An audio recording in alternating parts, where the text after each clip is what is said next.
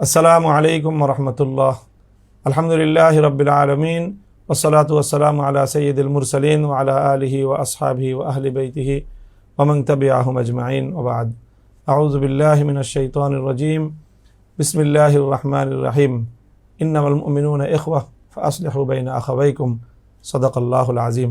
সম্মানিত এলাকাবাসী, বিশেষ করে ঢাকা 13 আসন মোহাম্মদপুর আদাবর শেরেবাংলা নগর অঞ্চলের যে সকল উর্দু ভাষী মুসলমান ভাই ও বোনেরা রয়েছেন, বিভিন্ন ক্যাম্পে অবস্থানরত আমার নন বেঙ্গলি মুসলিম ভাই ও বোনেরা, আপনাদের ব্যাপারে আমি একাধিকবার আপনাদের সঙ্গে আলোচনা করেছি, কথাবার্তা বলেছি।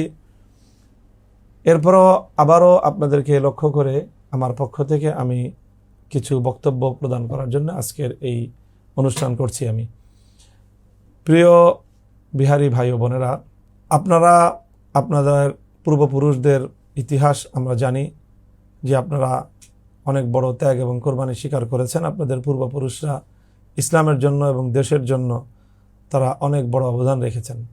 তাই আমরা মনে করি তাদের পরবর্তী নসল হিসেবে আপনাদের সম্মান রক্ষা করা, আপনাদের মর্যাদা রক্ষা করা, আপনাদের নিরাপত্তা নিশ্চিত করা আমাদের পবিত্র দায়িত্ব। কিন্তু দুর্ভাগ্যজনকভাবে আমাদের ব্যাপারে বেশ কিছু অপপ্রচার এবং কিছু মিথ্যা প্রচারণা সবসময় পরিচালনা করা হয়, যেন আমাদের ব্যাপারে আপনারা যেন ভুল বুঝতে পারেন তেমন কিছু কথা আপনাদের মাঝে ছড়ানো হচ্ছে।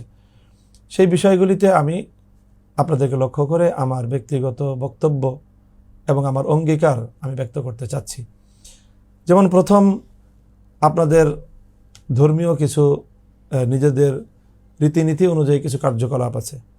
তার মধ্যে যেরকম আশুরার তাজিয়া মিছিল, আপনাদের এখানে হযরত রাসূল সাল্লাল্লাহু আলাইহি ওয়াসাল্লামের আহলে বাইত এবং ফাতেমি খানদান, তাদের বিভিন্ন ইমামদের প্রতি সম্মান মর্যাদা এবং তাদের নামে ইমাম বাড়া তৈরি করা এবং সেই ইমাম বাড়ায় আপনাদের রীতিনীতি অনুযায়ী কার্যকলাপ পরিচালনা করা।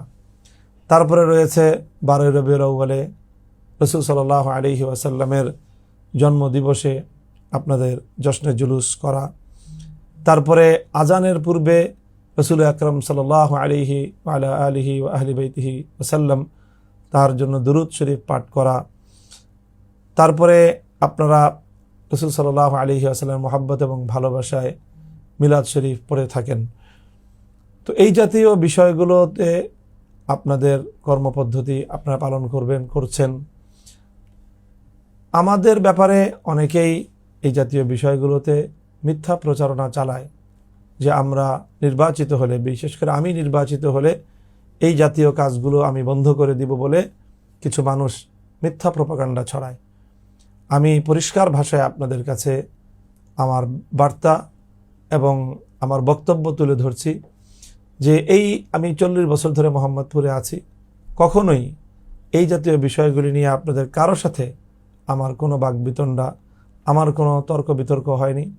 আপনারা স্বাধীনভাবে জশ্নে জুলুস করবেন, তাজিয়া মিছিল করবেন, স্বাধীনভাবে আপনি আপনার ধর্মকর্মের কার্যক্রম আপনারা যেইভাবে পরিচালনা করে আসছেন, প্রশাসনিক জায়গা থেকে আমরা কখনোই এর মধ্যে কোনো বাধা বিঘ্ন সৃষ্টি করব না। আপনাদের অনেক বুজুর্গদের, আপনাদের সম্মানিত ব্যক্তিদের মাজার রয়েছে, সেই সম্পর্কেও আমার ব্যাপারে বিভ্রান্তি ছড়ানো হয়েছে যে আমি নির্বাচিত হলে সেই মাজারগুলো ভেঙে দিব। আমি পরিষ্কার ভাষায় বলছি যে এই জাতীয় কারো ধর্মীয় অনুভূতিতে আঘাত আমি কখনোই দিব না। আপনারা যেইভাবে এখন আপনাদের ধর্মকর্ম পালন করছেন, আপনারা যেভাবে তাজিয়া মিছিল করছেন, জশ্নে জুলুস করছেন, ইমাম বাড়ায় যাচ্ছেন, মাজারে যাচ্ছেন, মিলাদ শরীফ পড়ছেন, আজানের আগে দুরূদ শরীফ পড়ছেন, এই সব কাজ আপনারা আপনাদের আলেমদের দিক নির্দেশনা অনুযায়ী, আপনাদের যে সকল ইমাম আছেন, খতিব সাহেব আছেন, তারা সম্পূর্ণ স্বাধীনভাবে যেইভাবে আপনাদেরকে বলেন সেইভাবে আপনারা এই কার্যক্রম পরিচালনা করবেন। আমরা কখনোই প্রশাসনিকভাবে অথবা আপনারা নির্বাচিত করলে আপনাদের এমপি হিসাবে এই সকল কাজগুলোর মধ্যে কোশ্চিনকালেও কোনো বাধা প্রদান করার, প্রতিবন্ধকতা তৈরি করার চিন্তাও করব না। ইনশাআল্লাহ আপনাদের সাথে আমাদের যে বড় বৃহত্তর একটা ঐক্যের জায়গা রয়েছে, সেটা হলো ঈমান এবং সেটা হলো ইসলাম। আমরা সকলেই এক কালেমা পড়ি। আমাদের কালেমা হলো লা ইলাহা ইল্লাল্লাহু মুহাম্মাদুর রাসূলুল্লাহ সাল্লাল্লাহু আলাইহি ওয়াসাল্লাম। কাজেই আমরা কালেমার ভিত্তিতে এক, এবং আমাদের এই দেশ মুক্ত স্বাধীন হয়েছিল, বিভক্ত হয়েছিল এই কালেমার নামে। কাজেই কালেমা গো সকল ইমানদার, আমরা ভাই ভাই, আমরা সকলে ঐক্যবদ্ধ। সেই বৃহত্তর ঐক্যের চিন্তা থেকেই ইনশাআল্লাহ আমরা আমাদের কার্যকলাপ পরিচালনা করব। মসজিদের ইমাম সাহেবান তারা এখন যেভাবে স্বাধীনভাবে তারা তাদের মতামত ব্যক্ত করছেন, তারা তাদের বক্তব্য তুলে ধরছেন, কার্যক্রম পরিচালনা করছেন, ঠিক এইভাবেই তারা তাদের কার্যক্রম পরিচালনা করে যেতে পারবেন। এই ব্যাপারে কোনো ধরনের কাউকে কোনো হস্তক্ষেপ করার চিন্তাও করব না আমরা ইনশাআল্লাহ। আপনাদের মা বোন যারা রয়েছেন আমাদের বিহারি ক্যাম্পগুলোতে, সেই মা বোনরা তারা অনেক সংসার জীবনকে পরিচালনা করার জন্য সংগ্রাম করে থাকেন। তারা অনেক কর্ম করেন, কর্ম করে পয়সা উপার্জন করেন, সম্পদ উপার্জন করেন। তাদের সেই কর্মের ব্যাপারে কোনোভাবেই প্রতিবন্ধকতা তৈরি করব না, বরং আপনাদের মা বোনরা যারা যেই সকল কর্ম করে পয়সা উপার্জন করতে চান, তাদেরকে আমরা সেক্ষেত্রে কর্মসংস্থান তৈরি করা, আরও উৎসাহিত করা এবং সহযোগিতা করার কাজগুলো আমরা করব।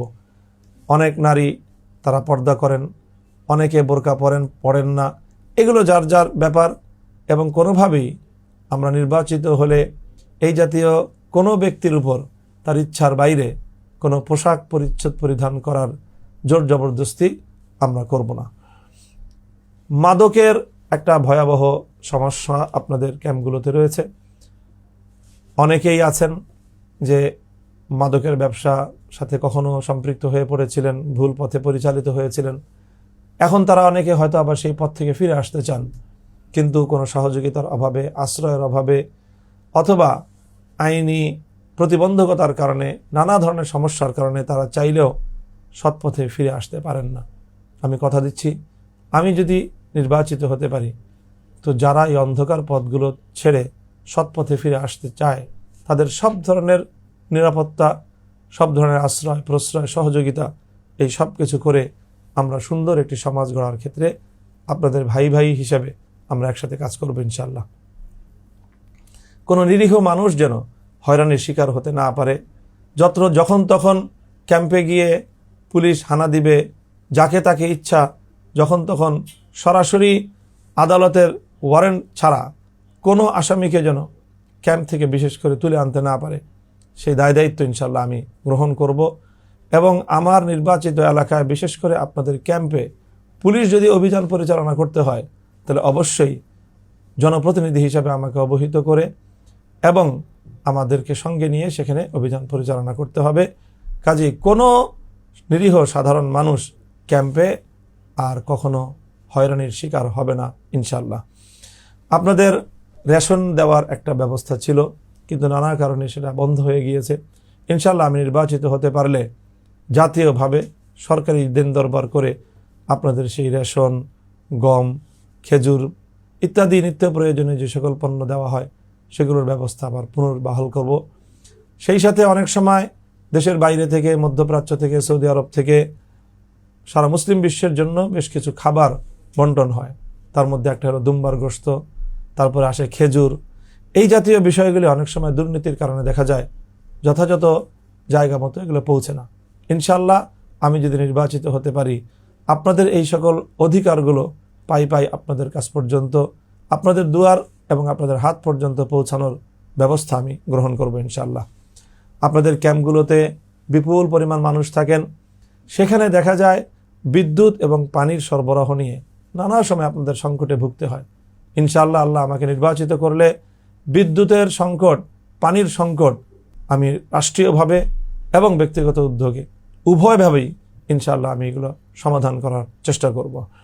সেই সাথে আপনাদের এই এলাকা দিয়ে ড্রেনেজ যে ব্যবস্থা রয়েছে, সেই ড্রেনেজ ব্যবস্থাগুলো দেখা যায় যে অনেক সময় বেসরকারিভাবে এগুলো পরিচালনা করা হয়, সিটি কর্পোরেশন থেকে যথাযথ উদ্যোগ গ্রহণ করা হয় না। ইনশাআল্লাহ আল্লাহ যদি আমাকে নির্বাচিত করেন, তাহলে এই ড্রেনেজগুলোকে সরকারিভাবে মেরামত করা, নির্মাণ করা, নিয়মিত পরিষ্কার পরিচ্ছন্ন করার যাবতীয় আয়োজন ইনশাল্লাহ আমি গ্রহণ করব, যাবতীয় পদক্ষেপ গ্রহণ করব। আপনাদের ওখানে আপনাদের বাচ্চাদের, আপনাদের সন্তানদের উন্নত শিক্ষার জন্যে ভালো মানের স্কুল প্রয়োজন। সরকারি উদ্যোগে সেই স্কুলকে শক্তিশালীকরণ, সেই স্কুলের শিক্ষার্থীর সংখ্যা বৃদ্ধি করার ব্যবস্থা করা, শিক্ষকদের সরকারি সুযোগ সুবিধা নিশ্চিত করা এবং সেই স্কুলের ভবন ইত্যাদির যাবতীয় মানোন্নয়নের সর্বোচ্চ পদক্ষেপ ইনশাল্লাহ আমি গ্রহণ করব। আপনাদের এনআরসি অফিস যে ভবন রয়েছে সেই ভবন তৈরি করে দিয়ে সেখানে কমিউনিটি সেন্টারের ব্যবস্থা ইনশাল্লাহ করা হবে। আপনাদের বিপুল পরিমাণ মানুষ সেখানে থাকেন, সেখানে আপনাদের স্বাস্থ্যসেবা নিশ্চিত করার জন্য একটি হাসপাতাল প্রয়োজন। সেই হাসপাতাল তৈরি করা এবং সেই হাসপাতালের তত্ত্বাবধানে একটা সার্বক্ষণিক অ্যাম্বুলেন্স সার্ভিস সেখানে যেন নিশ্চিত হতে পারে। এই অ্যাম্বুলেন্সের মাধ্যমে আপনাদের যে কোনো অসুস্থ ব্যক্তি, বৃদ্ধা মানুষ কখনো কোনো সমস্যায় পড়ে গেলে দ্রুত গতিতে যেন তাকে সুচিকিৎসা প্রদান করা যায়, এই সকল ব্যবস্থাপনাগুলো ইনশাল্লাহ আমি চূড়ান্ত করব। আপনারা আমার উপর আস্থা রাখুন। আমি আপনাদের ভাই, আপনারা আমার ভাই, আপনারা আমার বোন। যারা বয়স্ক তারা আমার বাবা মায়ের মতো, যারা বয়সে ছোট তারা আমার সন্তানের মতো। তো আমরা মনে করি যে আপনারা আপনাদের একটা জীবন যুদ্ধে ইসলামের জন্য, দেশের জন্য অনেক ত্যাগ স্বীকার করেছেন। এখন আমাদের দায়িত্বর কর্তব্য হচ্ছে আপনাদের সেই ত্যাগের বিনিময়ে আপনাদের সম্মান, আপনাদের নিরাপত্তা এবং নাগরিক যাবতীয় সুবিধাগুলো নিশ্চিত করা, এটাই হবে আমাদের দায়িত্ব। ইনশাল্লাহ আপনারা রাষ্ট্রীয় বিভিন্ন ব্যবস্থাপনায় সুশিক্ষা অর্জন করতে পারবেন এবং আপনাদেরকে সরকারি যাবতীয় সকল সুযোগ সুবিধা সহ আপনাদের চাকরির নিশ্চয়তা কিভাবে প্রদান করতে হয় সেই বিষয়ে আমরা উদ্যোগ গ্রহণ করব। আর চূড়ান্তভাবে আপনারা এখন যেইভাবে মানবেতর এক জীবন যাপন করছেন, অল্প জায়গায় বহু মানুষকে অবস্থান করতে হয়, ঘিঞ্জি ঘরে আপনারা বহু পরিবার থাকতে হয়, ইনশাল্লাহ এই সমস্যার অবসান ঘটবে। আপনাদের মানোন্নত, সম্মানজনক, সুন্দর একটি পুনর্বাসনের উদ্যোগ গ্রহণ করব এবং সেটা অবশ্যই আপনাদের যে সকল দায়িত্বশীল এবং মুরব্বীরা রয়েছেন তাদের সাথে পরামর্শক্রমেই আপনাদের পুনর্বাসনের মাধ্যমে দীর্ঘ প্রায় 55 বছর ধরে চলে আসা এই সংকট ইনশাল্লাহ এবার সমাধান হবে। আপনারা সকলেই আমার জন্য দোয়া করবেন। ইনশাল্লাহ আমি যা বলছি তা করব এবং যতটুকু করব ততটুকুই আমি বলছি। মুমিনের জুবান দুই হয় না। আলহামদুলিল্লাহ আমি একজন ইমানদার মানুষ। আমি কালেমা লা ইলাহা ইল্লাল্লাহু মুহাম্মাদুর রাসূলুল্লাহ সাল্লাল্লাহু আলাইহি ওয়াসাল্লাম ওয়া আলিহি ওয়া সাহবিহি ওয়া আহলি বাইতিহি আজমাইন। আমি এই কালেমার একজন ধারক এবং এই কালেমা যারা পড়ে তাদের সকলের সাথে ভাই ভাই সম্পর্কের ভিত্তিতেই আমি আমার যাবতীয় কার্যক্রম পরিচালনা করব ইনশাআল্লাহ। আপনাদের সকলের কাছে দোয়া প্রার্থনা করছি। আপনারা সকলেই ভালো থাকবেন। আল্লাহ আপনাদের মঙ্গল করুন। ওয়া আখিরু দাওয়ানা আলহামদুলিল্লাহি রাব্বিল আলামিন। আসসালামু আলাইকুম ওয়া রাহমাতুল্লাহ। লিডার মোদের মামুনুল হক হক পথে যিনি চলেন, বাংলাদেশের প্রয়োজনে জান দিতে প্রস্তুত আছেন। এমন নেতা সংসদে গেলে গরিব দুঃখীর